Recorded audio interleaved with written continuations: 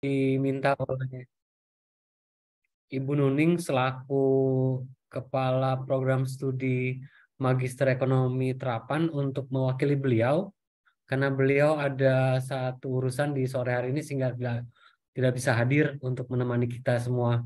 Jadi saya ucapkan selamat datang kepada Bapak Ibu dan juga kepada Bu Siti Saada selaku pembicara pada sore hari ini. Nah, pada sore hari ini kita akan masuk ke sesi yang ketiga untuk pelatihan analisis data yang diselenggarakan oleh Prodi Magister Ekonomi Terapan. Nanti kita akan berdiskusi mengenai analisis univariat ya, ARMA dan ARIMA. Mungkin nanti untuk itu waktu dan tempat kami persilahkan. Silakan Bu Siti Asada, langsung kita mulai saja. Terima kasih. Baik, terima kasih Pak Aji telah membuka pertemuan kita sore ini. Baik, selamat sore Bapak Ibu, barangkali juga ada adik-adik mahasiswa di sini. Selamat sore semuanya.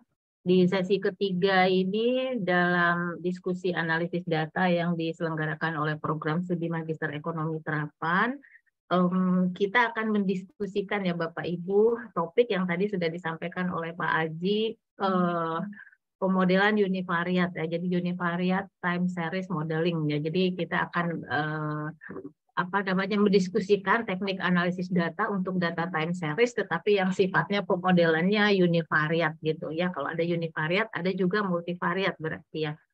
Baik Bapak Ibu, mohon izin saya mau share materinya sebentar.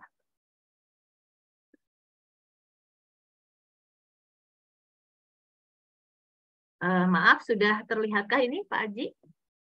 Sudah Bu, bagus. Kan belum di full screen aja ya? Oke, ya. Sudah ya? Ya. Oke, jadi saya kira ini Bapak Ibu kita diskusi saja ya, kita saling berbagi pengalaman, barangkali juga Bapak Ibu sudah punya banyak pengalaman juga tentang pemodelan univariat ini, silakan nanti kita diskusi saja ya Bapak Ibu ya. Baik, nah ini univariate time series modeling. Jadi pemodelan barangkali ini kita sama-sama lagi merefresh ingatan kita tentang univariate ini ya. Jadi univariate time series model ini merupakan spesifikasi model regresi ya, yang digunakan untuk apa? Untuk memprediksi atau menganalisis bagaimana perilaku suatu variabel. Mohon maaf kalau saya tulis di sini variabelnya variabel keuangan, tidak harus selalu variabel keuangan ya. Nah ini saya tuliskan di sini karena saya ini materi kuliah yang saya mengacunya pada buku Chris Brooks ya. Kebetulan Chris Brooks itu buku yang judulnya itu Financial Econometrics. Jadi di sana mengaplikasikan ekonometrika untuk riset-riset di bidang keuangan. Jadi kalau saya tulis variabel keuangan, sekali lagi tidak harus selalu variabel keuangan ya. Jadi intinya univariate time series itu adalah merupakan spesifikasi model yang kita kembangkan untuk memprediksi atau menganalisis perilaku suatu variabel. Nah, bagaimana cara kita memprediksi atau menganalisis perilaku variabel itu? Nah, dalam model univariate itu adalah prediksi itu atau analisis itu kita lakukan dengan cara kita misalnya ingin memprediksi perilaku dari katakanlah serinya datanya Y gitu, YT ya, time series YT. Nah, caranya bagaimana? Kita memprediksi perilaku variabel itu didasarkan pada bagaimana perilaku atau pergerakan dari variabel itu di periode-periode sebelumnya. Nah, begitu. Itulah kenapa disebut sebagai univariate. Mohon izin sebentar, Bapak Ibu. Mohon izin sebentar. Nah, itulah sebabnya mengapa disebut sebagai univariate. Jadi kita mempelajari perilaku sebuah variabel dasarnya adalah pada sekali lagi nilai-nilai variabel itu di masa lalu, nilai historisnya. Nah, ini berbeda dengan kalau kita bicara univariate berarti kan ada juga model multivariate ya, model struktural. Nah, ini yang di sesi pertama barangkali ya sudah disampaikan oleh Pak Deno dulu. Nah, kalau kita bicara model struktural atau model multivariate itu kita mempelajari perilaku dari suatu variabel, dasarnya dari apa? Dari pergerakan nilai-nilai variabel lainnya yang secara teori berkaitan dengan variabel yang sedang kita teliti. Jadi kita mempelajari perilaku dari variabel Y, katakanlah dasarnya adalah dari data X, misalnya dari variabel pergerakan variabel X, gitu. Nah itu adalah model multivariat. Nah kalau model univariat itu yaitu tadi mempelajari perilaku Y, dasarnya adalah bagaimana pola pergerakan dari variabel Y itu di masa lalu, gitu, di masa sebelumnya, data historis. Nah, univariate time series model ini sering juga disebut sebagai model yang ateori ya, karena untuk membangun model itu kita tidak memerlukan kerangka konseptual yang diperlukan seperti kita membangun model multivariat. Kalau kita membangun model multivariat kan kita mempelajari perilaku Y berdasarkan variabel lain. Nah, kita kan tentu harus mencari kerangka teori yang bisa menjelaskan faktor apa yang mempengaruhi Y. Oh, ada X1, X2, X3. Nah, itulah yang kemudian kita modelkan dalam pemodelan multivariat. Jadi membutuhkan kerangka konseptual untuk itu. Nah, model univariat itu tidak memerlukan itu. Karena apa? Dasarnya adalah kita mempelajari nilai-nilai variabel itu sendiri di masa lalu. Nah, itu makanya disebut sebagai model ateori ya. Nah, yang masuk dalam kelompok pemodelan univariat ini adalah ARIMA yang sekarang kita akan bahas. Jadi ARIMA itu merupakan model yang termasuk dalam kelompok univariat time series model ini. Nah, kalau kita bicara model univariat, ARIMA, mohon maaf ini saya tidak slideshow lagi. ARIMA itu kalau kita lihat, sebentar ini pen saya barangkali enggak.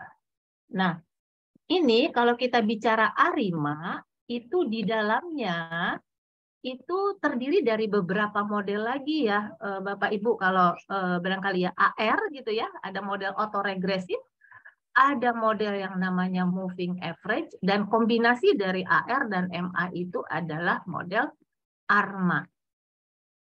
Nah, kalau kita bicara, jadi ARIMA itu ada yang termasuk dalam kelompok ARIMA itu ada spesifikasi yang namanya autoregresif, lalu kemudian moving average, lalu kemudian autoregresif moving average. Nah, spesifikasinya seperti apa ya untuk model AR? Barangkali untuk Bapak Ibu yang baru gitu, tapi kalau untuk yang sering menggunakan ini, sekali lagi kita diskusi saja ya Bapak Ibu ya. Nah, untuk spesifikasi model AR, barangkali langsung kita masuk aja barangkali AR, MA ke MA dulu barangkali nih. Nah, ini ya Bapak Ibu ya. Nah, seperti apa spesifikasi dari model moving average? Nah, ini dia. Spesifikasi model moving average itu ini ya. Jadi kalau kita mempelajari perilaku variabel, katakanlah variabelnya itu Y gitu. Jadi dasarnya suatu variabel, katakanlah variabel Y dikatakan proses time series-nya mengikuti proses moving average. Kalau si variabel Y itu bisa dijelaskan oleh barangkali kalau kita bicara U, agak membayangkannya agak ini dulu. Saya masuk ke AR aja dulu ya, autoregresif barangkali. Nah ini, jadi suatu data time series, katakanlah variabel Y, dikatakan prosesnya mengikuti proses autoregresif kalau si Y itu bisa dijelaskan prediktornya oleh ini nih ya Bapak Ibu ya.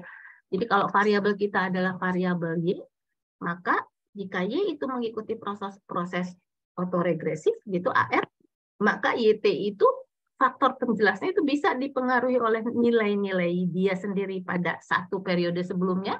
Jadi kalau kita menggunakan datanya data harian katakanlah ya, jadi YT itu dipengaruhi oleh nilainya dia sendiri pada satu hari sebelumnya, dipengaruhi misalnya oleh Y sendiri pada 2 hari sebelumnya, dan seterusnya ya. Nah, jadi kalau misalnya YT itu dipengaruhi oleh YT-1 dan YT-2, sampai sini katakanlah, ini tidak ada. Oh, berarti model autoregresif kita, ini spesifikasi model regresi AR-nya, itu dia punya order 2. Ya, order. Jadi punya order ya. Jadi kalau AR2 itu artinya nilai Y pada periode T itu dipengaruhi oleh nilainya dia sendiri pada 1 hari sebelumnya dan 2 hari sebelumnya. Nah, itu artinya model AR kita itu mempunyai derajat atau order 2. Ya. Nah, derajat proses AR itu biasanya disimbolkan dengan P. Jadi, kalau kita bicara AR dengan derajat P, orde P berarti YT dipengaruhi oleh YT-1, YT-2 sampai dengan YT-P. Ya, ini ya, ordenya P ya kalau AR. Nah, ini saya kira untuk AR membayangkannya mudah ya. YT dipengaruhi oleh dia sendiri di periode sebelumnya. Nah, sekarang kita lihat spesifikasi MA. Spesifikasi MA, moving average. Pemodelan ARIMA ini untuk apa kita kembangkan? Biasanya digunakan untuk forecasting ya, Bapak Ibu ya. Jadi kalau kita mau membuat forecasting dengan menggunakan pemodelan ini, univariat ini, maka inilah kita bahas sekarang masing-masing propertinya, karakteristiknya ya. Lalu kalau moving average, jadi YT dikatakan proses time series-nya mengikuti proses moving average, itu kalau si variabel Y pada periode T itu bisa dijelaskan, kalau tadi oleh Y sebelumnya ya, kalau sekarang oleh nih, ada YT dipengaruhi oleh UT-1, UT-2, sampai dengan UT-Q. Nah, Q ini derajatnya, ordenya. Jadi kalau AR tadi ordenya P, maka kalau MA itu ordenya Q. Ya, sampai berapa jauh ke belakang nilai Y hari ini dipengaruhi oleh U tadi. Nah, sekarang U ini apa ya? Nah, U itu dalam penelitian riset-riset keuangan itu biasanya juga disebut sebagai shock ya.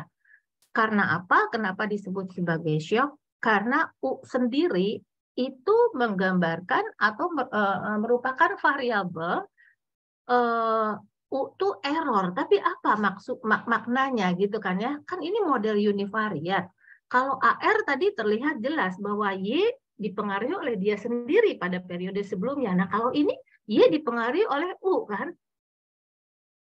Nah, univariatnya di mana? Nah, kalau kita lihat U ini sebetulnya tidak lain dari deviasi nilai Y gitu kan. Berarti dia sendiri kan terhadap rata-rata jangka panjangnya. Jadi pada periode T-1. Jadi Y pada hari ini, kalau datanya harian, dipengaruhi oleh deviasi dari Y kemarin terhadap rata-rata jangka panjangnya. Nah, itu U berarti, UT-1. Nah, lagi-lagi univariat terlihat di sini ya. Nah, Y kemarin itu bisa di atas rata-rata jangka panjangnya, bisa di bawah. Nah, faktor apa yang bisa menyebabkan Y itu bisa terdeviasi dari rata-rata jangka panjangnya? Karena faktor news, ya, yang bisa memberikan shock ke pasar. Makanya U ini seringkali disebut shock ya, atau news. Ada U itu bisa positif, bisa negatif. U akan positif kalau kemarin Y itu ada di atas rata-rata jangka panjangnya. Nah, ini yang kalau datanya harian berarti ini kemarin ya. Kalau yang ini berarti 2 hari yang lalu. Sampai berapa hari yang lalu? Q hari yang lalu. Berarti, nah inilah derajat proses MA. Itu derajat MA itu diberi simbol Q. Jadi sebuah variabel Y dikatakan prosesnya mengikuti proses moving average kalau si Y itu bisa dijelaskan oleh ini tadi ya. U di masa lalu. Bagaimana deviasi dari nilai dia sendiri terhadap rata-rata jangka panjangnya di periode sebelumnya. Nah, ini adalah model moving average. Lalu kemudian yang masuk dalam kelompok ARIMA itu adalah kombinasi dari AR dan MA, yaitu ARMA. Ya, jadi suatu series data Y, katakanlah dia pergerakannya mengikuti data generating prosesnya itu mengikuti proses ARMA. Kalau apa? Kalau Y itu bisa dijelaskan oleh yang pertama ada komponen AR-nya, ada komponen MA-nya. Jadi dalam pemodelan ARMA itu berarti bahwa YT itu adalah fungsi ini bukan fungsi yang deterministik ya Bapak Ibu, tapi fungsi stokastik. Dia fungsi dari Y T-1 dan seterusnya gitu sampai YT-P tadi, lalu dia dipengaruhi juga oleh apa? UT-1 sampai dengan UT-Q. Nah, ini adalah ARMA yang mempunyai orde P, Q. Jadi selain dia dipengaruhi yaitu oleh pergerakan dia sendiri nilai-nilainya di masa lalu, juga dia dipengaruhi oleh seberapa besar deviasi dari Y itu terhadap Y barnya atau Y rata-rata jangka panjangnya di periode sebelumnya. Nah, inilah spesifikasi model ARMA. Begitu ya Bapak Ibu. Jadi kita membahasnya mulai dari seperti apa sih spesifikasi bentuk-bentuk model-model yang termasuk dalam kelompok ARIMA ini. Begitu, saya lanjut aja barangkali ya. Nah, ini kita barangkali masuk lagi ke awal.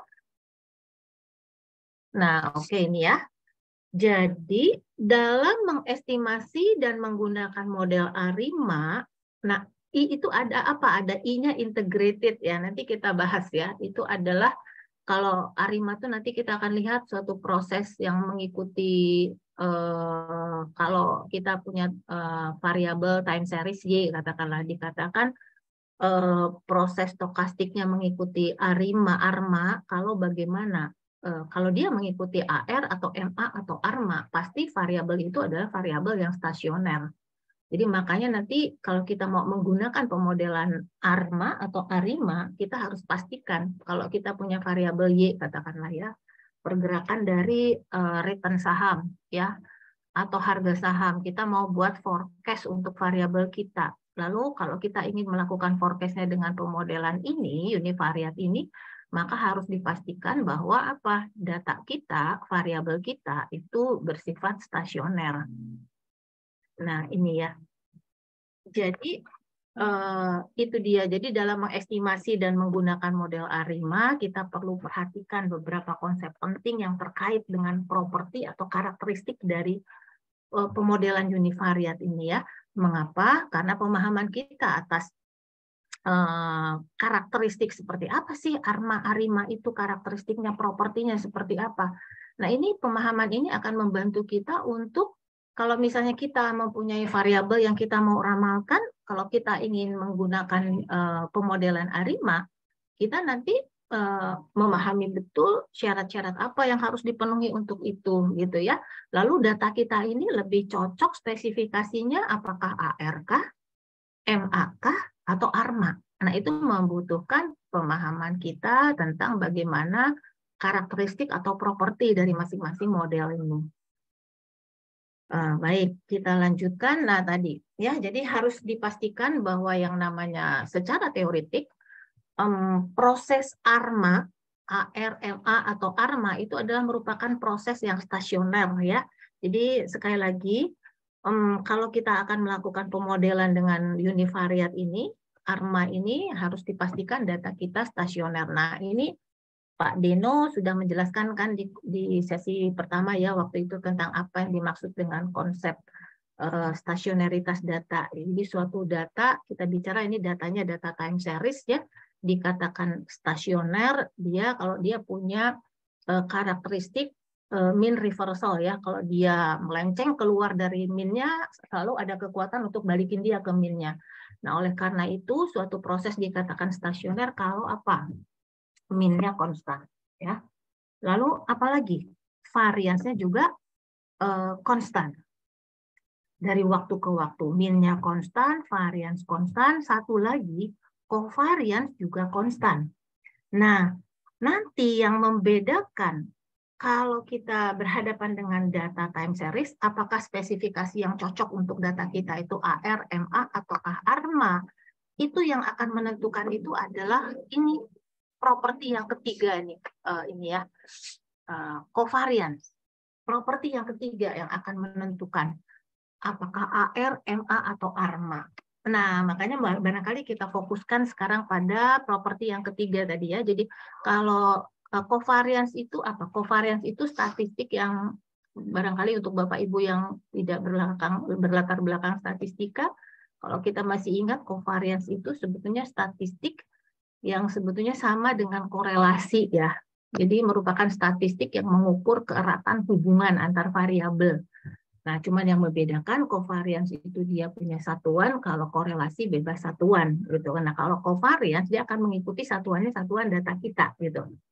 Nah, jadi untuk properti yang ketiga ini, kalau katakanlah kita memiliki data time series YT ya, YT.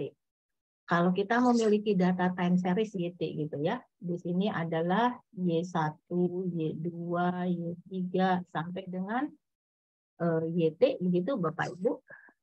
Nah, ini kan kita bisa menuliskan juga di sini kalau saya tulis seri YT minus 1 gitu ya.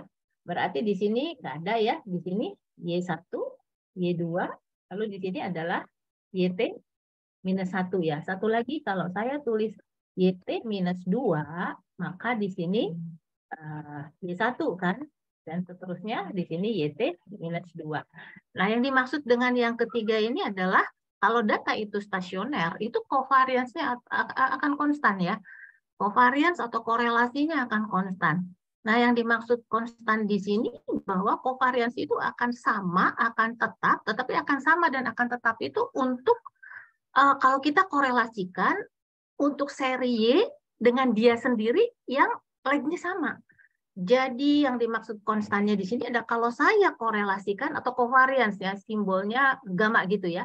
Jadi kalau saya cari covariance YT dengan YT minus 1, berarti leg-nya 1 kan ya. Itu besarnya itu akan sama dengan kalau saya hitung covariance katakanlah antara YT minus 11 dengan YT minus 12. Itu akan sama korelasinya kalau dia data itu stasioner. Covariance-nya sama. Karena apa? YT dengan YT minus 1 ini leg-nya 1 kan. Kalau leg itu kita simbolkan dengan S, di sini S-nya 1.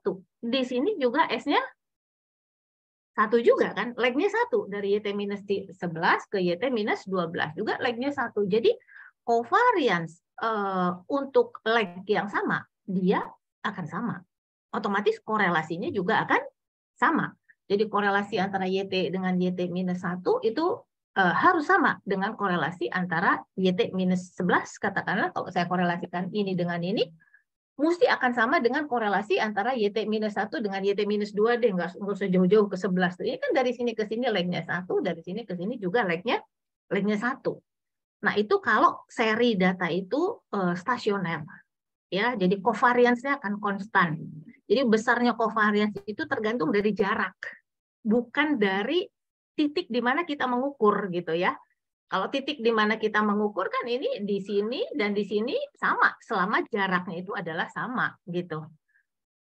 Nah, itu covariance atau korelasi. Jadi konstan untuk data yang sifatnya stasioner. Nah, tetapi ya kalau kita korelasikan katakanlah ya, kalau kita korelasikan covariance atau korelasi ya, kalau kita korelasikan misalnya YT dengan YT minus 1, apakah ini harus sama dengan korelasi antara YT, ini YT dengan YT minus 1, apakah juga harus sama dengan korelasi antara YT dengan YT minus 2? Belum tentu sama. Ya, belum tentu sama kan? Kenapa? Karena ini leg-nya 1, di sini leg-nya 2. Jadi sangat mungkin tidak sama korelasinya. Untuk data yang stasioner ya, untuk data yang stasioner juga akan mungkin berbeda korelasinya. Jadi korelasi antara YT dengan YT minus 1 bisa berbeda dengan korelasi antara YT dengan YT minus 2. Mengapa? Karena leg-nya berbeda. Nah, kalau saya buat daftar korelasi, misalnya korelasi antara untuk satu seri data yang sama ini ya, YT ini ya. Kalau saya korelasikan YT dengan YT minus 1, katakanlah keluar row 1. Lalu saya korelasikan, ada keluar angkanya ya. Saya korelasikan YT dengan YT minus 2. Row 2. Bisa berbeda dengan row 1. Kalau saya korelasikan YT dengan YT minus 3, bisa berbeda juga angkanya, row 1, row 2, row 3. Nah, daftar korelasi untuk berbagai leg ini kita kenal dalam ARIMA ini disebut sebagai korelogram. Nah, korelogram inilah statistik yang akan membedakan, daftar korelasi ini adalah merupakan korelogram ini, itulah yang akan membedakan antara spesifikasi dari AR, MA, dan ARMA. Yang membedakan itu. Tapi ketiganya sama. Ketiganya adalah yang namanya data time series yang prosesnya mengikuti AR, EMA, atau ARMA itu semuanya adalah stasioner. Nah, yang membedakan spesifikasinya adalah korelogramnya. Jadi nanti yang kita harus identifikasi kalau kita memiliki data seri, data Y misalnya gitu, kita mau membuat peramalan. Apakah tepatnya adalah AR, MA, ataukah ARMA, kita harus lihat bagaimana bentuk korelogramnya dari data kita. Begitu. Bagaimana bentuk korelogramnya? Nah, korelogram sendiri apa? Korelogram itu adalah daftar korelasi ya yang kita keluarkan untuk berbagai leg ya yang kita keluarkan dari data time series kita. Tadi misalnya row 1 korelasi antara YT dengan YT-1. Row 2 korelasi antara YT dengan YT-2. Row 3 korelasi antara YT dengan YT-3. Nah, daftar korelasi untuk berbagai leg itu, nah itulah yang namanya korelogram. Nah, korelogram itulah yang membedakan ya Bapak Ibu. Korelogram itulah yang membedakan nanti apakah suatu seri data itu lebih tepat AR kah, MA kah, atau ARMA. Mohon maaf Pak Aji, barangkali ini saya selesaikan aja dulu ya Pak ya. Tanya jawabnya di akhir ya Pak. Ya, kira aja Bu, mendingan. Oh, oke ya. Ini sampai jam berapa Pak Aji? Saya punya udah jam 4. Ini sampai jam berapa? Mungkin sampai 4:30 aja Pak Aji ya. 4:30 Nanti setelah itu. Oh ya, oke. setengah jam terakhir kita diskusi untuk diskusi ya Pak. Ya, Sama baik. saya sudah siapkan juga data untuk nanti kita latihan ya. Nah, sekalian nanti kita lihat ya bagaimana tampilan korelogram ini software yang kita gunakan softwarenya Evius ya Bapak Ibu. Nanti kita akan lihat bagaimana tampilan korelogram. Nanti saya punya contoh data, seri data, data closing price untuk sebuah saham, data harian gitu. Nah, kalau kita ingin membuat peramalan untuk data kita, terus dengan menggunakan pemodelan ARIMA ini, berarti kita cek dulu nanti apakah data kita stasioner atau tidak. Nanti mengeceknya kan sudah Pak Aji waktu itu di sesi pertama ya, sudah menjelaskan metode untuk kita menguji stasioneritas data itu ya. Pengujian unit truth itu. Nanti kita akan lakukan, lalu nanti kalau misalnya data kita ini stasioner, pertanyaan berikutnya adalah model mana yang tepat untuk data kita? AR kah, MA kah, atau ARMA? Nah, kita harus keluarkan korelogramnya, lihat tampilan dari korelogramnya seperti apa. Nah, itu menunya juga ada kan ya, Bapak Ibu, korelogram itu ada. Tapi yang jelas korelogram itu apa tadi seperti yang saya sampaikan ya, dia merupakan daftar korelasi dari data kita pada berbagai leg ya. Leg itu YT-1 legnya 1, YT dengan YT-2 legnya 2. Nah, itu korelogram. Nah, sekarang kita lihat bahwa apa? Yang akan membedakan spesifikasi berbagai tadi AR, MA, atau ARMA adalah korelogramnya. Nah, kita lihat sekarang bagaimana bentuk korelogram secara teoritis ya untuk spesifikasi AR. Seperti apa korelogramnya? Daftar korelasinya akan seperti apa? Lalu untuk ARMA, daftar korelasinya akan korelogramnya akan membentuk seperti apa polanya? Lalu untuk MA akan seperti apa? Nah, kita langsung loncat aja Bapak Ibu ke MA ya, kita langsung ke MA. Ini mohon maaf, ini kalau saya agak menjelaskan ada teorinya ya, kita tidak langsung praktek Evius-nya karena kalau saya sih lebih suka mempelajari ekonometrika itu tidak memperlakukan buku ekonometrika itu sebagai cookbook ya, jadi yang teknis banget lah. Pokoknya langkahnya gini. Tapi menurut saya kita memahami sedikit teorinya itu saya kira penting gitu ya. Saya kira penting. Tapi sesi latihan nanti pasti ada waktunya nanti Bapak Ibu. Nah oke, kalau kita lihat seperti apakah korelogramnya. Nah ini kita lihat ciri penting dari proses MA dulu. Nah ini MA-nya katakanlah MA itu tadi ordernya key kan ya, ordernya key. Nah, kita lihat karakteristiknya. Yang pertama, sebuah seri data Y, katakanlah, kalau dia prosesnya mengikuti MA, artinya model regresinya kita bisa gunakan pemodelannya pakai MA. Kalau pakai MA berarti data kita itu YT ini tergantung dari apa? U ya, UT-1, UT-2, dan seterusnya ke belakang. Nah, itu artinya proses data kita mengikuti prosesnya proses MA. Nah, kalau dia mengikuti proses MA, maka ciri pentingnya adalah data kita itu min-nya dari waktu ke waktu akan konstan. Stasioner kan tadi ya. Apalagi yang konstan. Kalau kita ukur variansnya juga dari waktu ke waktu dia akan konstan juga. Nah, yang membedakan covariance-nya juga akan konstan. Tapi kan kalau kita bicara covariance atau korelasi, yang konstan itu adalah korelasi atau covariance untuk leg yang sama, dia harus konstan.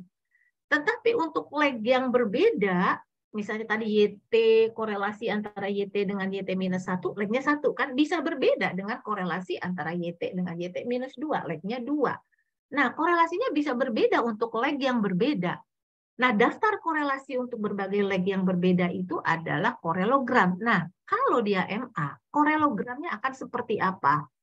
Korelogramnya akan seperti apa? Nah, ini jadi secara teori, kalau proses data itu mengikuti MA dengan order key, maka covariance atau korelasinya, saya bisa gantikan ini juga dengan korelasi ya. Korelasi itu adalah covariance yang kita standarisir dengan variance ya. Jadi dia korelasi. Maknanya sama ya. Jadi covariance atau korelasinya, korelogramnya pada berbagai leg-nya ini, dia akan, ini kan kita bicara MA-nya order key ya, kita bicara MA-nya ordernya key ya.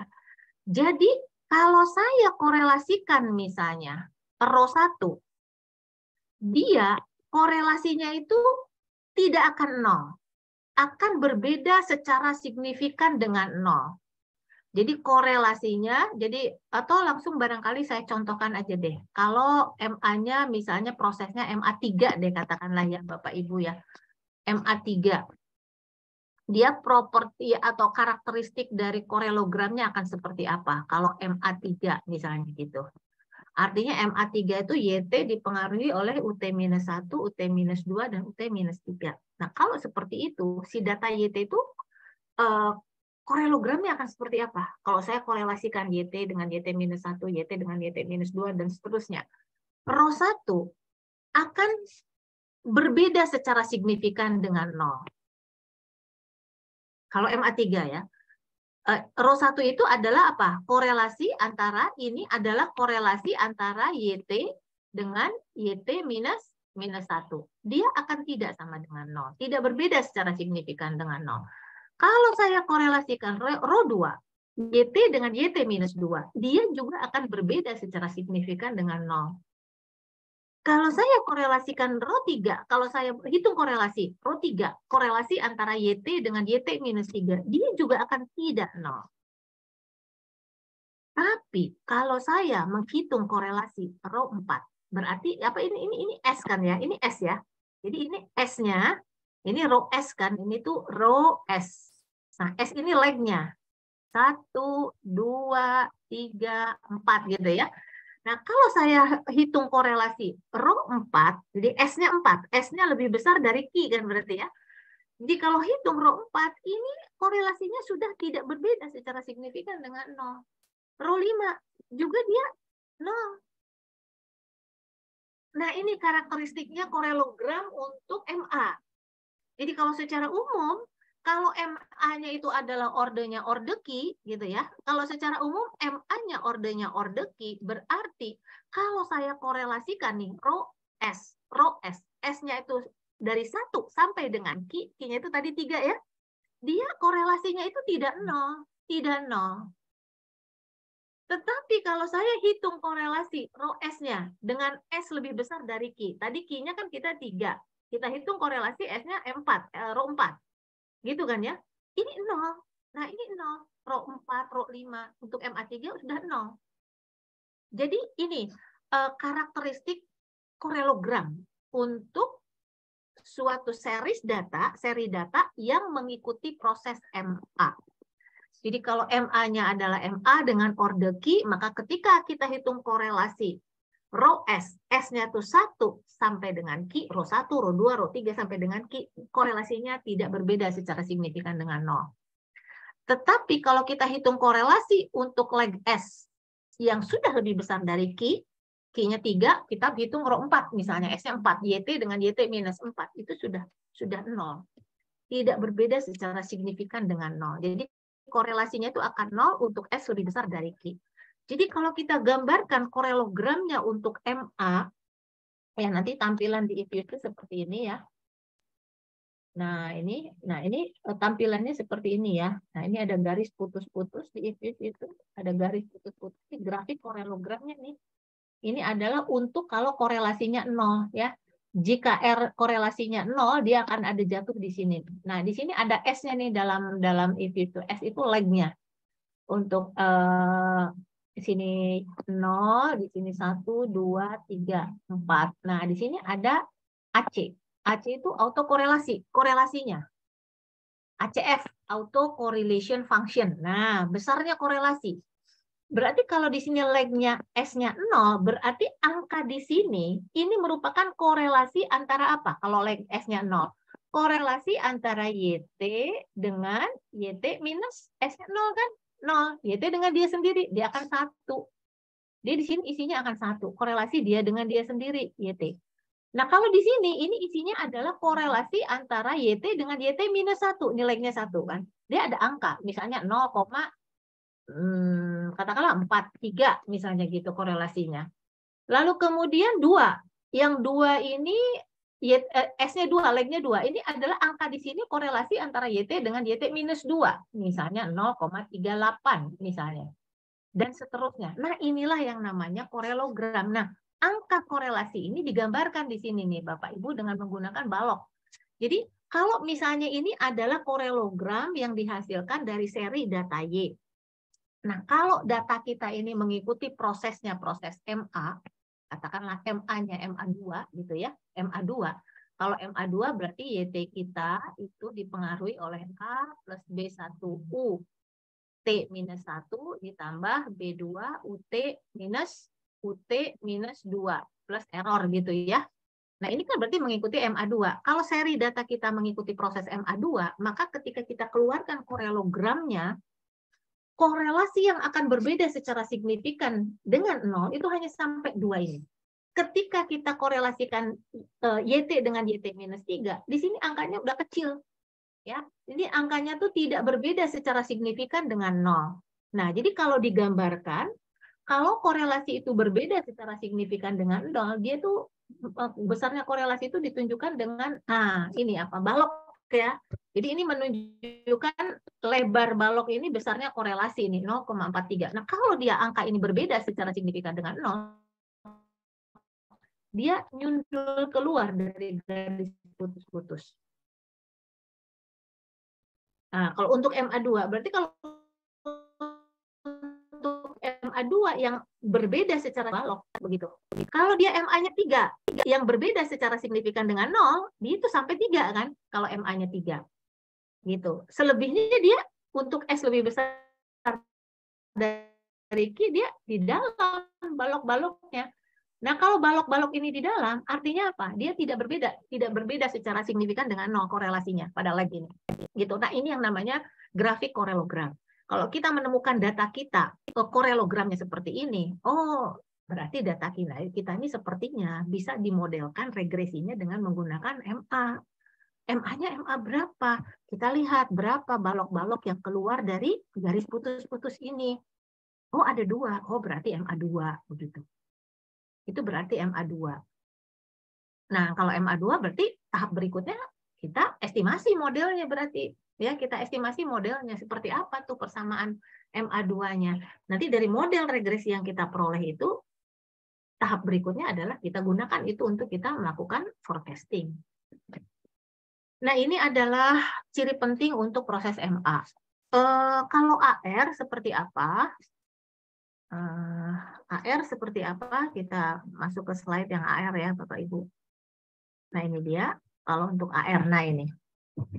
Ya, kalau untuk AR ini yang kita bahas ini adalah untuk proses AR autoregresif yang ordenya 1. Berarti kalau saya punya seri data Y gitu ya, YT, kalau dia mengikuti AR1 berarti persamaan regresi univariat untuk YT adalah A tambah B1 YT minus 1. Kan begitu ya, tambah error.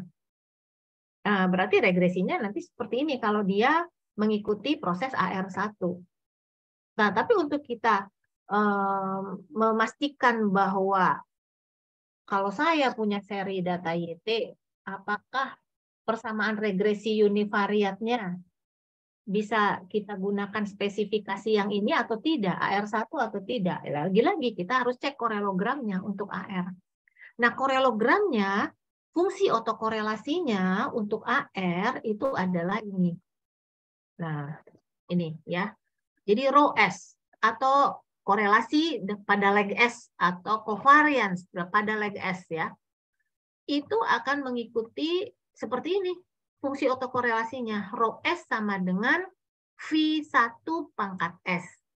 Di mana V itu adalah parameter ini kan, proses AR. Nah, Pak Deno mungkin sudah menjelaskan ya, untuk parameter untuk proses AR ini kan proses yang stasioner. Kalau dia stasioner, maka yang namanya V1 ini besarnya akan ini nih, berada dalam rentang minus 1, 1 gitu ya. Nah, dia akan pecahan gitu. Nah, kalau dia pecahan, maka fungsi otokorelasinya, kalau seri data YT ini regresinya seperti ini, univariatnya model univariat yang cocoknya seperti ini, maka dia akan menunjukkan korelogram dari YT-nya itu akan mengikuti fungsi ini. Jadi kalau kita bayangkan Bapak Ibu kalau ini besarnya pecahan. Coba kalau kita misalnya S-nya 0 gitu ya. Kalau S-nya 0. Kalau S-nya 0 berarti kita sedang menghitung rho 0 ya. Rho 0. Rho 0 itu berarti V1 pangkat 0 kan. Berapa? 1. Kenapa 1 ya korelasinya? Ya kalau S-nya 0 kan kita menghitung korelasi antara YT dengan YT minus 0 kan. YT dengan dia sendiri, dia kan 1. Ya kan? Nah, itu rho 0-nya. Kalau dia rho 1, jadi kalau rho 0 itu akan sama dengan 1, kalau kita hitung rho 1 misalnya. Rho 1 berapa? Rho 1 itu akan V1, V1-nya besarnya ini rentangnya ya, besarnya angkanya ini pecahan nih, pangkat 1 kan. Pasti dia akan lebih besar. Rho 1 pasti akan lebih kecil dari rho 0. Karena apa? Karena ini adalah pecahan ini. Lalu kemudian kalau kita hitung rho 2 akan sama dengan V1 pangkat 2. Lebih kecil lagi, menurun lagi. Rho 3, korelasi antara YT dengan YT minus 3. Lebih kecil lagi, dia akan menurun. Ya. Jadi persamaan ini menunjukkan bahwa fungsi otokorelasi atau korelogram ya, untuk proses AR itu akan menurun secara geometris menuju 0 ketika leg S semakin meningkat. Ya.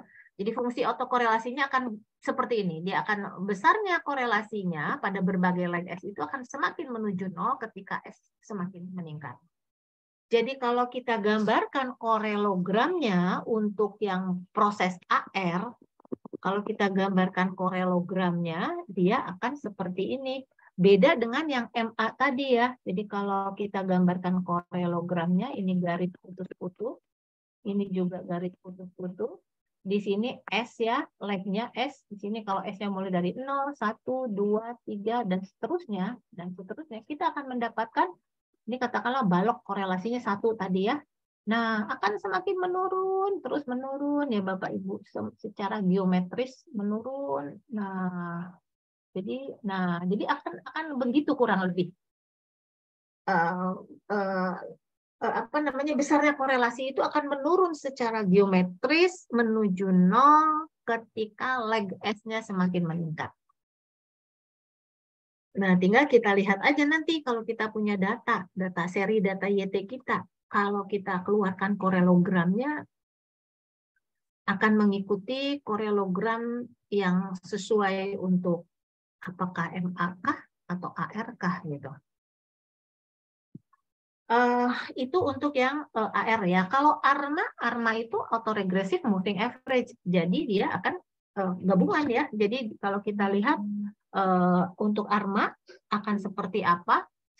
Nah, nanti ada fungsi AC, ada fungsi PAC, partial autocorrelation ya. Atau nanti kita lihat sambil jalan aja ya. Kita lihat sambil jalan aja. Nah, ini kita dulu untuk yang basic dulu, AR sama MA dulu. Kalau ARMA nanti kita tinggal gabungkan aja. Barangkali saya mau tunjukkan aja dulu untuk latihannya ya, Bapak Ibu. Karena ternyata loh ini udah 4:30. Ini saya stop share dulu yang ini. Oke. Saya masuk dulu ke 4:30, harusnya sudah selesai ya. Pak Aji, saya kok nggak bisa share ya? Halo Pak Aji. Tadi bisa, Bu? Oh, udah bisa ya. Oh, ya. Ya, ini sudah terlihat ya Bapak Ibu ya. Ini Sudah, stop Bu, share. ya. Kok malah sebentar. Nah, ini saya punya data closing price ya. Closing price untuk harga penutupan saham, entah saham apa, tapi data ini data harian. Saya punya 244 observasi. Data closing price 244 hari perdagangan ya. Nah, kalau kita lihat ini datanya, data harganya. Ini ada 244 datanya ya. Nah, kalau misalnya saya ingin meramalkan data harga pada data terakhir kan 244 ke 244. Saya ingin membuat peramalan data ke 245 sampai ke 260 gitu ya. Nah, kalau saya mau meramalkan dengan pemodelan univariat ini, ARMA atau ARIMA ini apa ya? Bagaimana tahap yang harus kita lakukan? Nah, kita harus memastikan bahwa data kita ini stasioner kan. Jadi kita uji dulu stasioneritas datanya. Nah, kita lihat dulu coba tampilan dari grafik data kita ini. Oke. Ini seperti ini ya. Tidak stasioner tampaknya. Nah, dia ada tren juga ya. Dia menunjukkan tren. Coba kita uji sekarang stasioneritas datanya. Pak Aji ini sudah menjelaskan ini ya Bapak Ibu ya. Nah, ini unit root test. Unit root test. Nah, tadi kita melihat ada tren ya, sepertinya ya. Coba kita pilih aja ini tren ya, ada trennya. Oke. Nah, ini kita lihat di sini. Jadi H0-nya ini bahwa data kita, data closing XXX kita itu unit root. Unit root itu tidak stasioner ya, seperti yang dijelaskan oleh Pak Aji, tidak stasioner H0-nya. Data kita tidak stasioner.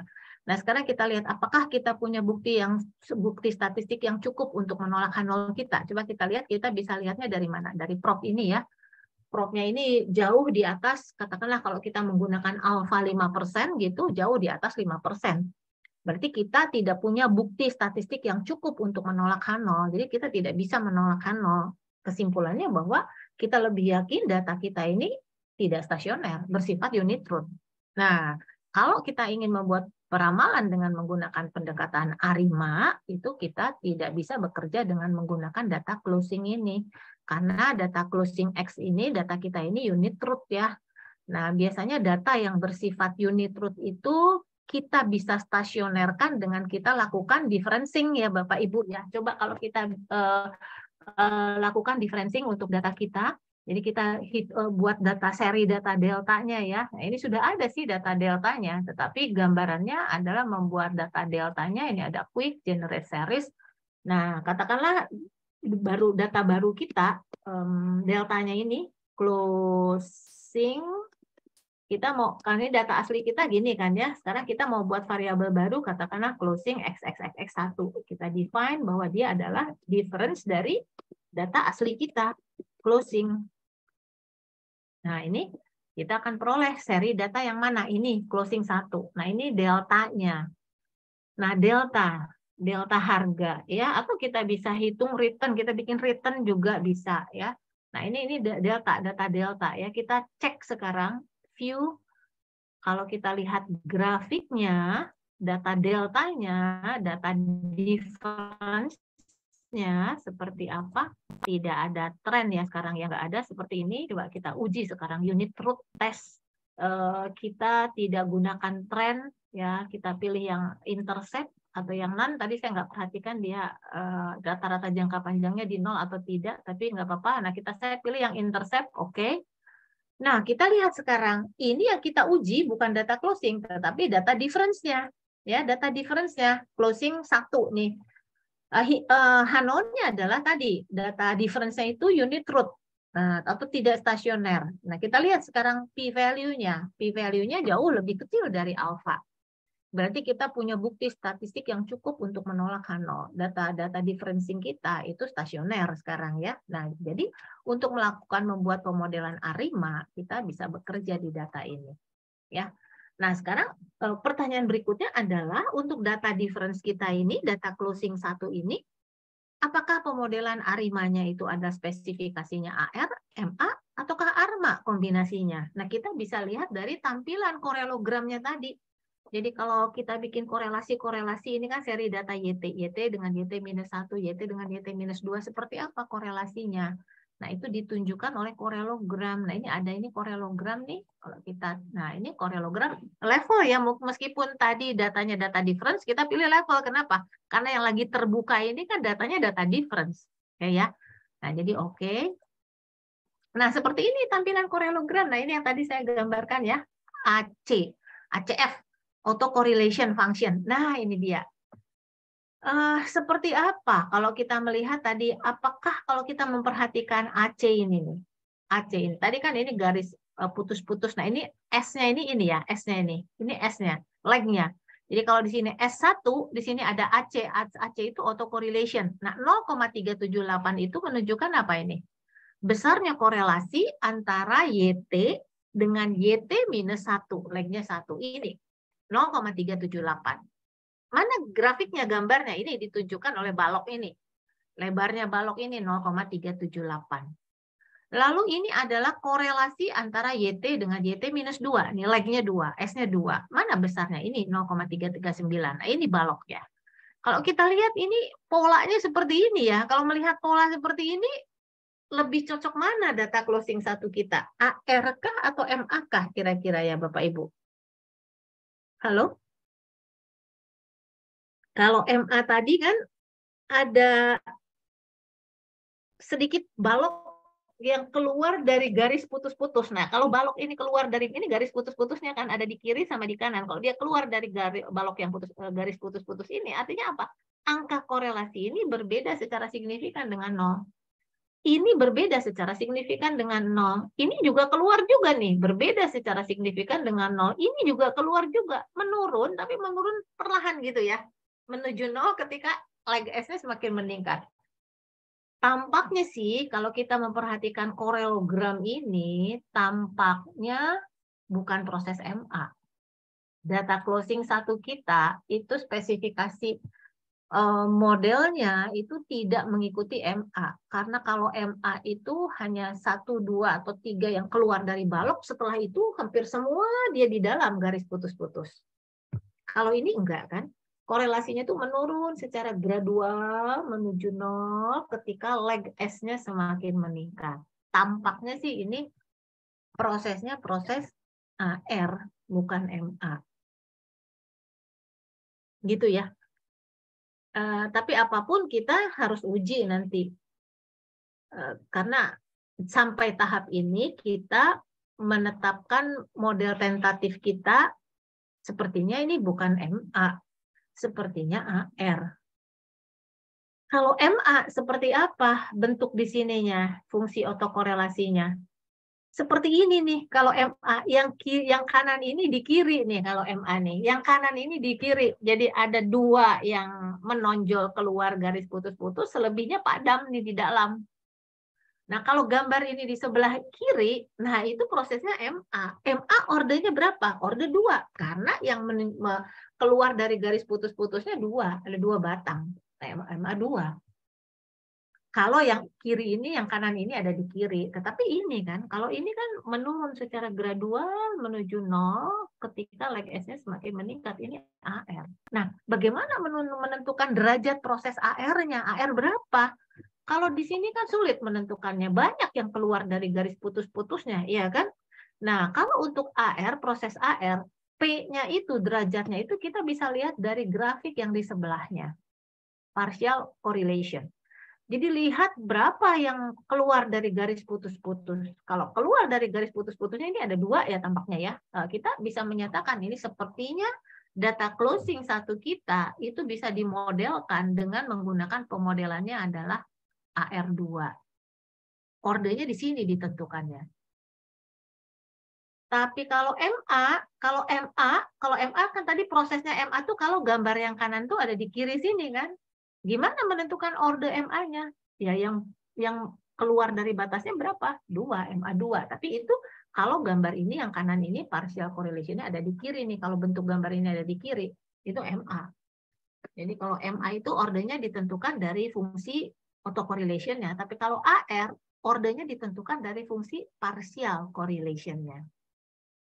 Begitu ya. Nah, kalau ARMA seperti apa?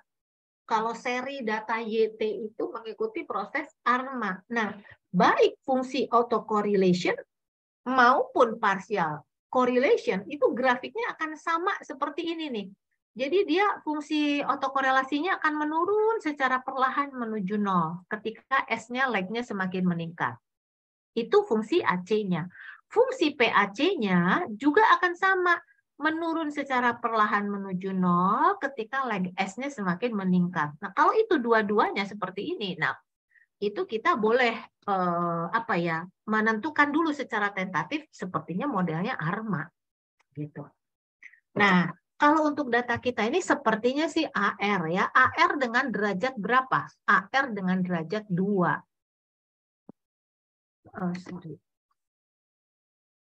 Saya stop dulu yang ini. AR dengan derajat berapa? Dengan 2 ya. Saya tidak bisa coret-coret di sini. Barangkali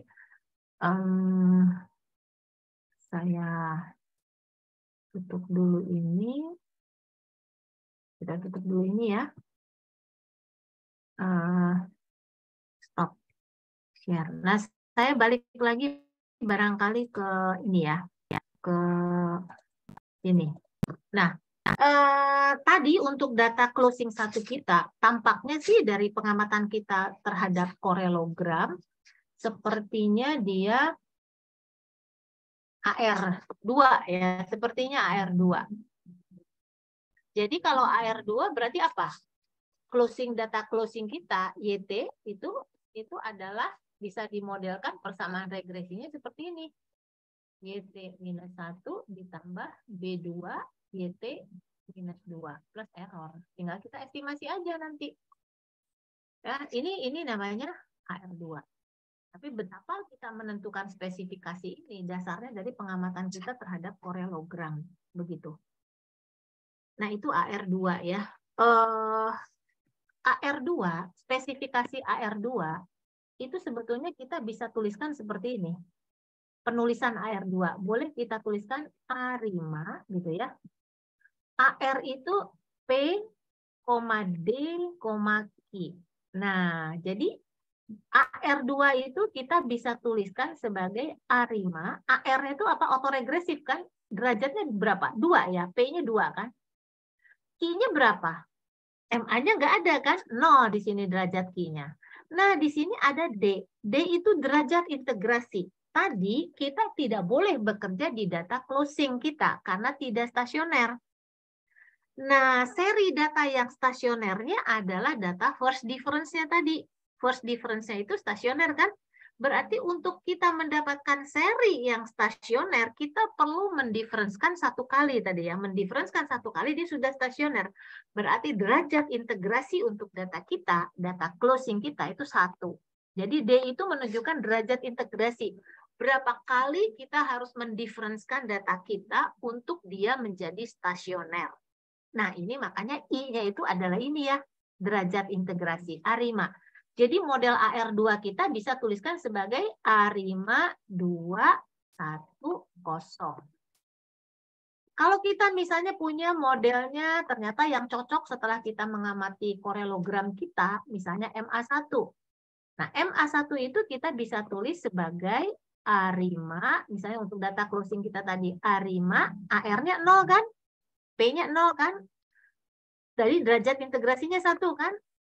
MA-nya 1, MA-nya Q-nya 1. Nah, ini. Jadi MA1 kita bisa tuliskan sebagai A5011.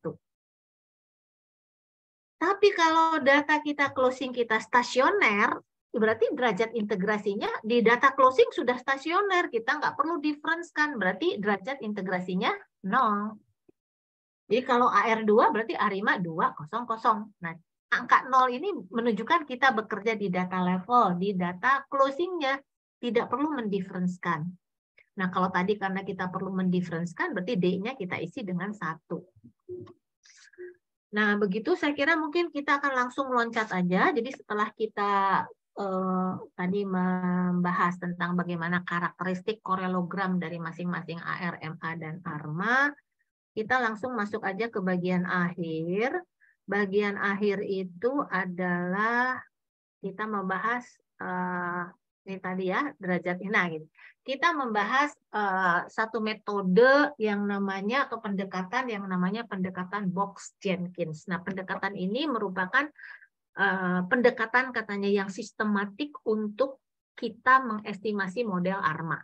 Ya, jadi dengan pendekatan ini, dengan pendekatan atau metode Box-Jenkins ini, kalau kita misalnya punya satu seri data, tadi data closing tadi, maka untuk kita ingin membuat peramalan dengan menggunakan pendekatan ARMA atau ARIMA, maka inilah 3 tahap yang harus kita lakukan dengan mengikuti pendekatan Box-Jenkins ini. Tahap pertama adalah kita harus identifikasi. Lalu kedua, tahap estimasi modelnya. Ketiga, itu pengujian diagnostik. Nah, dari hasil uji diagnostik berarti nanti kita gunakan model yang terbaik itu untuk membuat peramalan gitu ya. Nah, tahap identifikasi merupakan tahap untuk menentukan derajat proses ARMA-nya.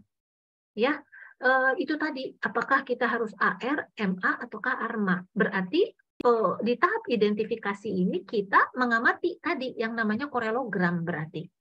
Kita mengamati korelogram seperti apa. Untuk data closing kita, tadi tahapnya mungkin sebelum identifikasi kita pastikan dulu, stasioner dulu datanya. Oh, data closing kita nggak stasioner, kita difference-kan ternyata sudah stasioner. Oke ya, kita bekerja di data closing 1.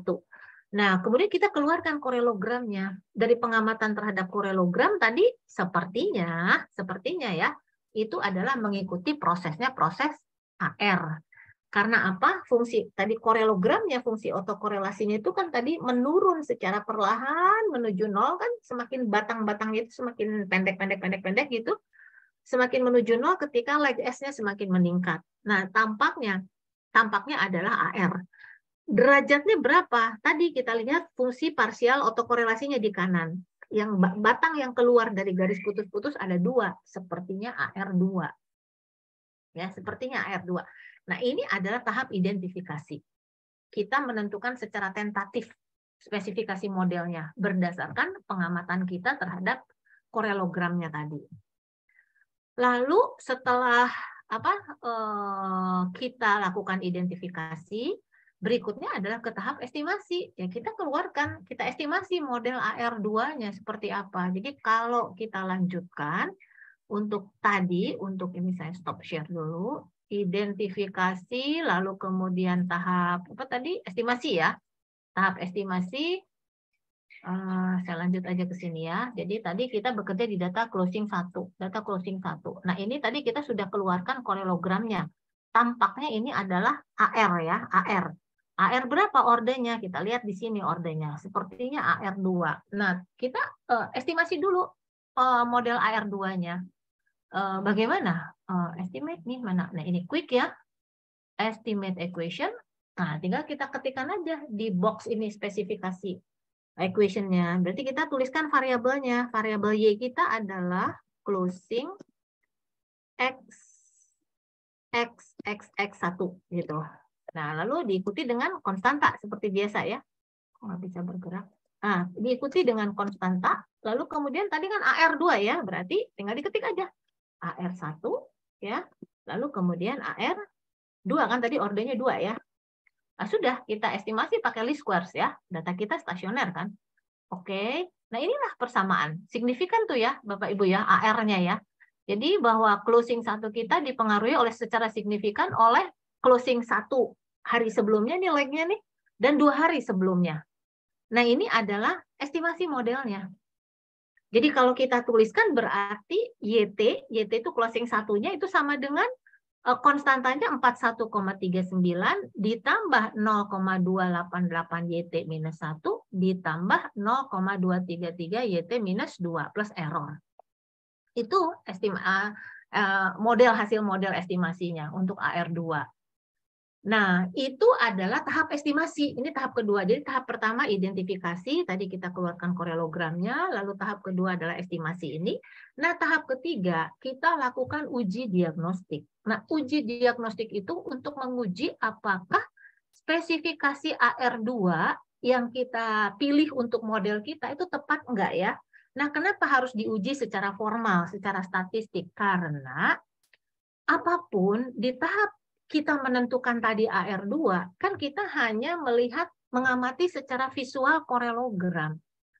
Nah, kalau kita hanya mengamati secara visual seperti itu, belum tentu tepat, belum tentu presisi ya. Model tentatif yang kita tetapkan itu belum tentu itu model terbaik, karena apapun hasil pengamatan kita terhadap korelogram.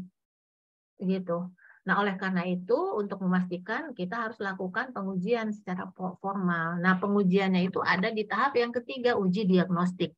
Nah, ada dua cara, kalau kita bahas, sumbernya ini saya ambil dari bukunya Chris Brooks ya, ada dua cara untuk kita melakukan uji diagnostik itu. Yang pertama adalah dengan metode yang namanya analisis residual, yang kedua dengan pendekatan yang namanya overfitting model. Nah, kalau dengan overfitting model caranya gimana? Tadi kan korelogram itu merekomendasikan pada kita untuk kita memilih AR2. Jadi YT dipengaruhi oleh YT-1 dan YT-2. Nah, kita coba sekarang dengan pendekatan overfitting nih untuk uji nih. Coba kalau saya mau memasukkan AR3 gitu ya. Nah, ini kan overfitting model. Kalau kita bicara kesalahan spesifikasi model itu kan salah satunya adalah overfitting model ya. Kita melakukan kesalahan overfitting itu kalau kita memasukkan variabel yang nggak seharusnya masuk. Nah, itu salah kita. Jadi sekarang kita coba. Kalau kita memasukkan AR3 itu berarti YT-3 kan ya. Kalau AR2 ini benar, maka kita memasukkan AR3 kan jadi overfitting tuh. Kita melakukan kesalahan spesifikasi kan. Nah, kita uji sekarang, tepat nggak kita memasukkan AR3 ke dalam model kita? Ya sudah, kita eksekusi aja, oke. Nah, ini AR3. Nah, ini kita lihat nih AR3 nih. Yang ini AR3.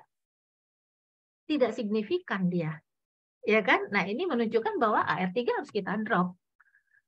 Nah, ini dengan menggunakan pendekatan overfitting untuk kita melakukan uji diagnostik, overfitting model. Gitu. Nah, pendekatan yang kedua untuk kita melakukan, berarti artinya pengujian ini merekomendasikan kita udah berhenti sampai di AR2 gitu kan. Berarti YT ini tergantung dari YT-1 dan YT-2. Nah, pendekatan yang kedua untuk uji diagnostik itu dengan menggunakan yang namanya analisis residual. Jadi coba saya buang lagi ya Bapak Ibu, AR3-nya saya buang lagi gitu ya. Nah, ini tadi AR2 ya. Nah, dengan pendekatan residual, analisis residual adalah yang kita uji adalah error yang kita hasilkan dari spesifikasi AR2 ini. AR2, error yang kita hasilkan tuh kita uji. Apakah dia errornya bersifat white noise atau tidak? Yang dimaksud dengan ciri white noise itu adalah error yang dihasilkan itu tidak menunjukkan gejala autokorelasi. Jadi kalau saya punya seri data error gitu, kalau saya korelasikan ET dengan ET-1, ET dengan ET-2, korelasinya itu harus tidak berbeda secara signifikan dengan 0. Nah, itu berarti seri data ET itu disebut sebagai white noise. Ya, nah kita uji aja sekarang apakah error yang dihasilkan dari regresi AR2 ini white noise atau tidak, atau menunjukkan gejala autokorelasi atau tidak. Nah, berarti kita cek errornya ya, view. Nah, kita lihat mana ya error yang dihasilkan dari regresi kita ini. Bisa kita klik ini, actual fitted residual nih, keluar residunya ya, kita lihat. Nah, inilah errornya nih. Jadi kalau kita punya data tadi sebanyak 244 gitu ya, nah karena data yang kita olah itu adalah difference-nya, kita kehilangan satu data. Jadi kita mulai data kedua ya, dan berakhir di data ke 244. Nah, sebanyak itu juga error yang dihasilkan nih, residual nih error. Sebanyak ini juga error yang dihasilkan. Nah, yang kita lakukan dalam analisis residual adalah si error ini kita cek. Residu ini kita cek, apakah dia menunjukkan gejala autokorelasi atau tidak. Apakah dia menunjukkan white noise atau tidak. Harapannya adalah white noise.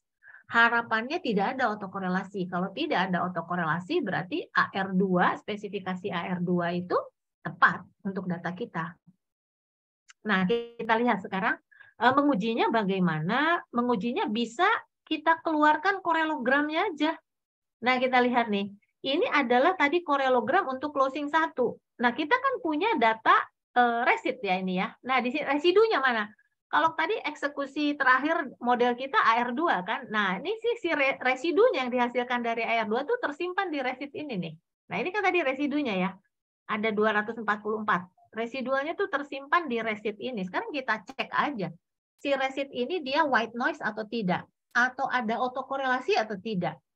Mengujinya caranya bagaimana? Bisa dengan menggunakan korelogram.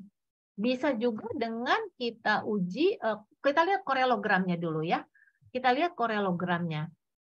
Jadi kita klik residunya, kita keluarin dulu, ini residu ya, ini data residu nih. Kita cek sekarang korelogramnya white noise atau tidak. View korelogram. Tapi korelogram yang kita keluarkan kayak korelogram bukan untuk data closing 1, tapi korelogram untuk seri error yang dihasilkan dari AR2. Korelogramnya seperti apa? Nah, ini level ya, di level oke. Nah, ini korelogramnya nih. Kita lihat nih. Ini adalah besarnya korelasi antara apa? Legnya 1. Error pada periode T dengan error pada periode T-1. Ini korelasinya. Ini adalah korelasi antara ET dengan ET-2. Nah, kita bisa lihat semua batang-batangnya ini ada di dalam garis yang putus-putus. Artinya kalau ada di dalam garis yang putus-putus, itu artinya apa? Artinya semua angka korelasi ini tidak ada bedanya secara signifikan dengan 0. Ya, jadi kalau kita korelasikan ET dengan ET-1, nggak ada bedanya angka ini dengan 0. Ini juga nggak ada bedanya dengan angka 0. Artinya apa? Tidak ada autokorelasi kan? Antar error itu tidak menunjukkan sifat autokorelasi. Ini ciri yang namanya white noise. Sifat white noise. Jadi row-nya, row S-nya itu akan 0. Untuk semua leg S. 1 sampai leg sekian itu 0 semua korelasinya. Dan itu bisa dilihat juga dari sini nih, prop ini. Kita lihat prop ini untuk menguji korelasi nih, semuanya ini untuk menguji korelasi. Ya. Prop yang ini untuk menguji korelasi, korelasi apa? H0-nya row 1 sama dengan 0. Nah, row 1 sama dengan 0 H0-nya. Tidak ditolak. Di atas alfa jauh. Berarti hipotesis yang menyatakan row sama dengan 0, row 1 kan ini leg-nya leg 1 ya. Hipotesis yang menyatakan row 1 sama dengan 0 kita nggak bisa tolak. Berarti ini nggak ada bedanya sama 0. Semua nggak ada bedanya sama dengan 0. Ini kan semua angkanya di atas, jauh di atas 0,05 katakanlah kalau kita gunakan alfa itu. Nah, begitu ya. Jadi ini white noise berarti. Jadi dengan menggunakan analisis residual kita dapatkan error kita yang dihasilkan dari AR2 itu bersifat white noise. Kalau dia bersifat white noise berarti spesifikasi model tentatif yang kita tetapkan tadi AR2 itu tepat untuk data kita. Nah, saya kira itu, nah barangkali terakhir adalah bagaimana kita melakukan forecasting ya. Untuk tadi data closing kita tuh. Kita forecastingnya harus dilakukan seperti apa forecastnya. Berarti untuk data yang closing 1 ini ya, berarti ya Bapak Ibu, kita estimate dulu tadi lagi. Quick estimate equation, lalu kemudian apa? Closing x 1, lalu C, berarti kita gunakan inilah spesifikasi model yang tepat untuk data kita, AR2. Nah ini, yang tadi dihapus, oke, nah ini ya, ini dia spesifikasi yang tepat untuk data kita. Nah bagaimana kita menggunakan ini untuk forecasting? Misalnya saya akan memforecast, tadi data terakhir itu data ke 244. Saya mau memforecast data ke 245, 246, berapa ya? 244, 45, 46, 47. Katakanlah 5 periode ke depan deh ya. 45, 46, 47, 48, 49 gitu. Data ke 249. Nah, tinggal data kita ini harus kita ini dulu ya, Bapak Ibu, kalau kita mau bikin forecast, range-nya ini kita perlebar dulu. Nah, jadi kalau kita terakhir tuh datanya ke 244, nah kita rubah dulu, kita perlebar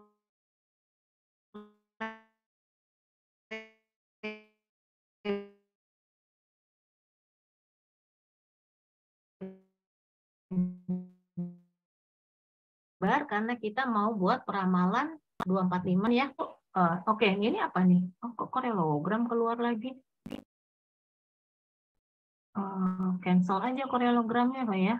Cancel aja korelogramnya, ini kenapa ya? Korelogram, oh oke. Kita sudah, ini ya, udah 247 ya. Kita estimate lagi di mana hasil estimasinya ya. Hasil estimasi modelnya mana tadi ya? Estimate lagi aja deh. Quick estimate equation, lalu tadi apa?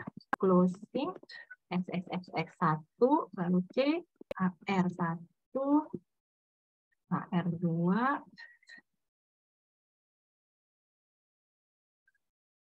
nah ini tadi untuk yang kita peroleh, hasil yang kita peroleh ya. Lalu kita sekarang ini ada forecast nih, tinggal diklik aja forecast ya. Jadi forecast yang kita mau forecast, name-nya adalah closing F-nya forecast. Oke lah, standar errornya kita mau forecast juga, standar error SEF katakanlah. Nah, kita forecast sampelnya. Forecast sampelnya berarti data terakhir kita tadi 244 kan? Kita mau memforecast dari mulai 245 kan, berarti 245 sampai dengan 247. Tinggal oke aja. Ini oke. Nah, ini hasil forecast-nya ya.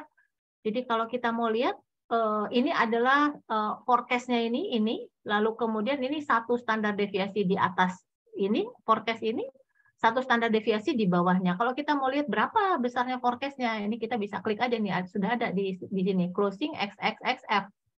Nah, ini dia forecast-nya ya, untuk data ke, mana ya, 245, 246, dan 247.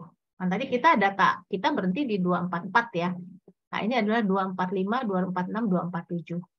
Lalu kemudian kalau kita, ini di periode 245, di periode 246. Ini forecast-nya, di titik, forecast titik kan berarti kan ya.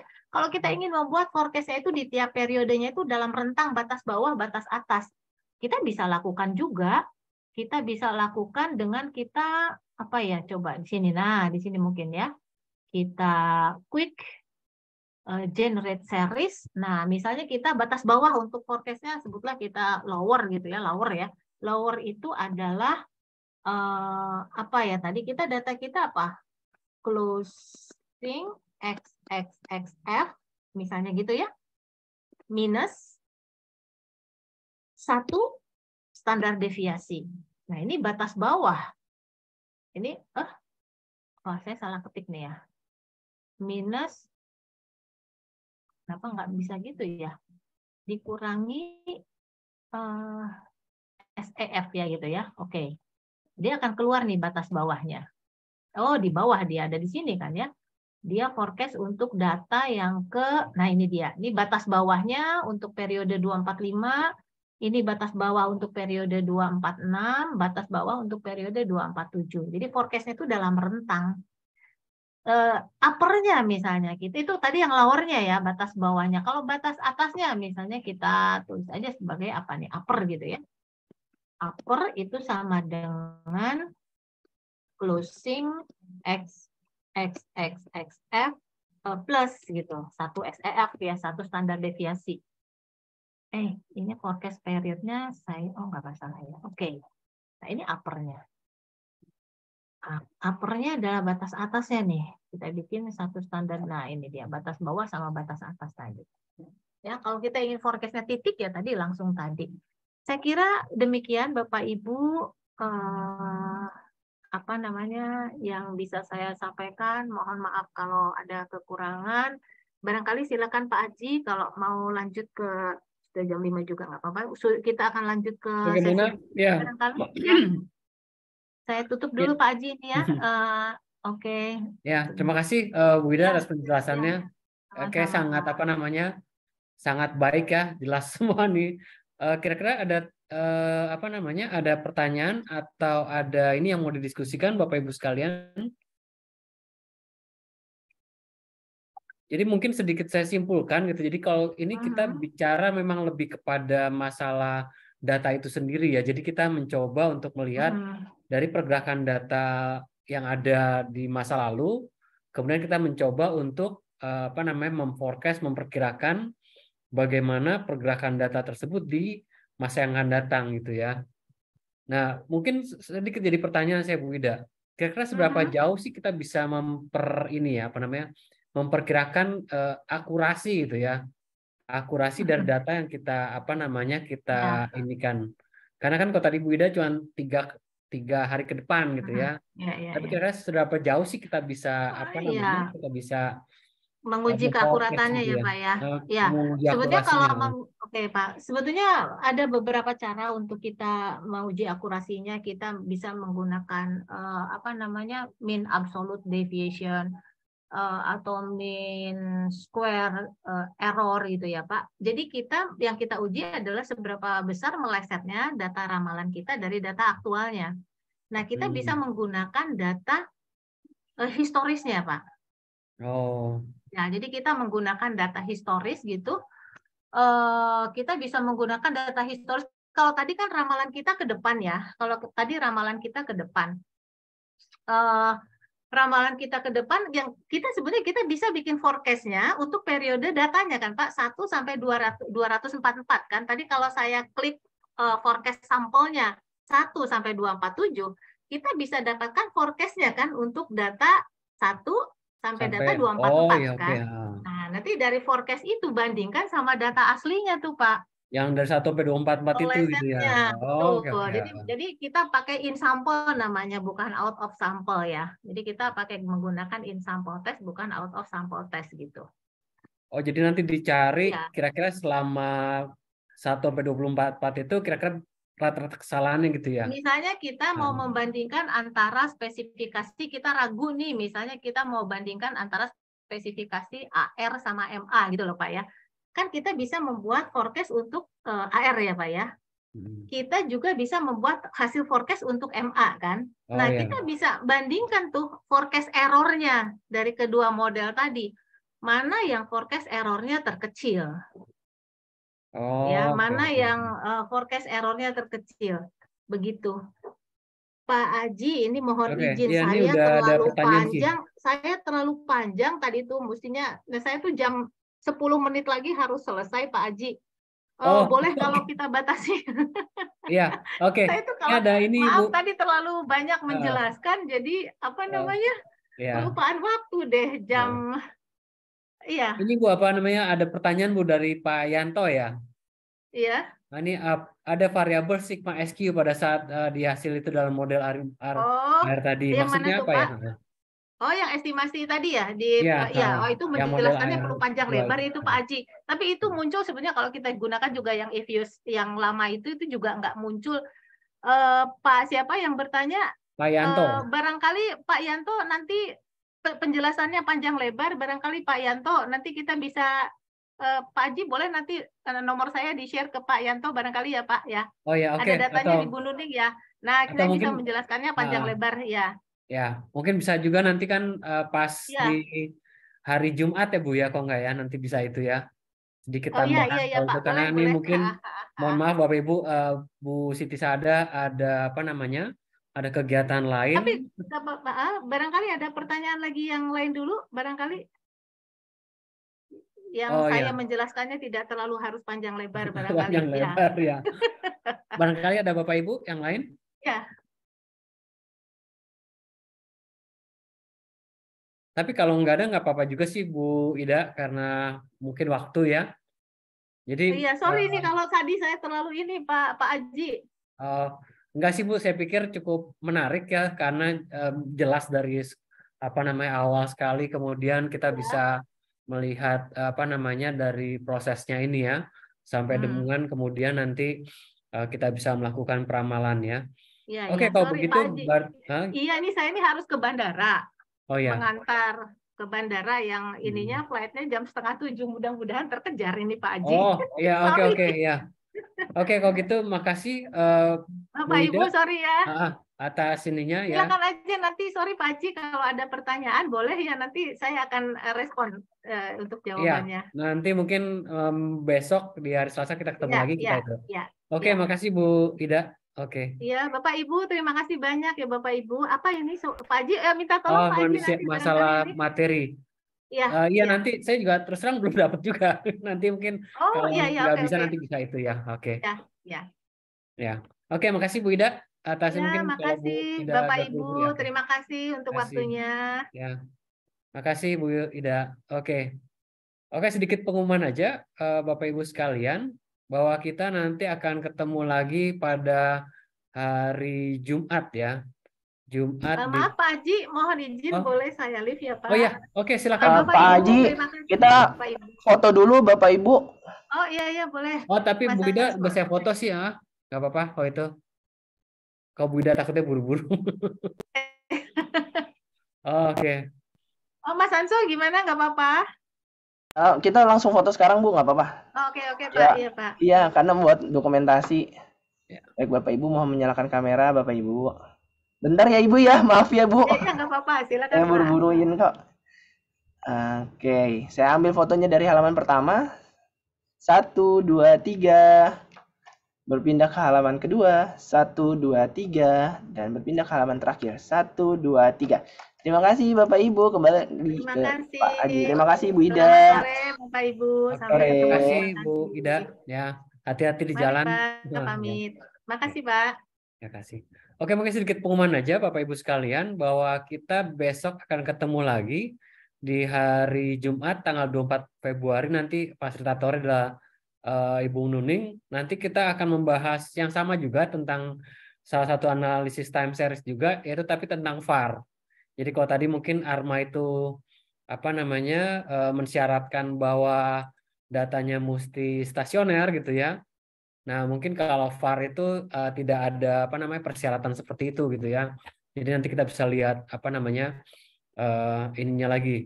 Jadi memang baik VAR maupun ARMA seperti tadi itu satu pendekatan yang sifatnya ateori ya. Jadi tidak dibutuhkan teori karena mereka hanya bergantung pada pergerakan data itu sendiri gitu ya. Kira-kira seperti itu. Oke, Bapak Ibu sekalian, kami tunggu lagi nanti di hari Jumat. Gitu nanti linknya sama. Dan waktunya juga sama di pukul 3:30 kita mulai 15.30 pada hari Jumat pada tanggal 24 Februari. Nah, untuk materi nanti akan kami kirimkan karena Bu Ida belum sempat mengirimkan gitu ya untuk materinya hari ini. Jadi mungkin akan kami kirimkan berbarengan dengan materi dari VAR yang minggu depan. Kira-kira begitu Bapak Ibu sekalian. Terima kasih atas kebersamaan kita pada sore hari ini. Salam sehat selalu dan salam juga buat keluarga di rumah. Ya, makasih Bapak Ibu semua. Mari. Terima kasih, Pak. Terima kasih sama-sama. Terima kasih, Pak. Ya.